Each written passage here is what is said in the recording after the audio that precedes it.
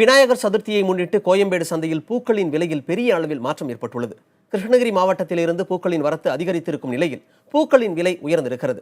சாமந்தி கிலோ 140 ரூபாயாகவும், மல்லி கிலோ 600 ரூபாயாகவும், அரளி கிலோ 200 ரூபாயாகவும் அதிகரித்திருக்கிறது. இந்த விலை உயர்வால் வியாபாரிகள் மட்டுமின்றி விவசாயிகளும் பயன்பெறுவதாக தெரிவிக்கின்றனர்.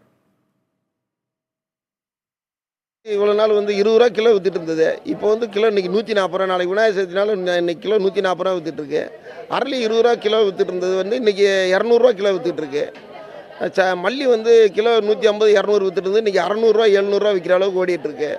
கனகாம்பரம் 300 ரூபா 350 ரூபா கிலோ விற்று இன்னைக்கு 500 ரூபா கம்மியெலாம் வித்துட்டு இருக்கு. தொடர் விடுமுறை, அது இல்லாமல் தொடர்ந்து முகூர்த்த வேலை தொடர்ந்து இருக்குது. விநாயகர் சதுர்த்தி இந்த விட சிறப்பாக நடக்கிறதுனால மக்கள் கூட்டம் அதிகமாக இருக்குது. வியாபாரி நல்லா மகிழ்ச்சியாக இருக்காங்க.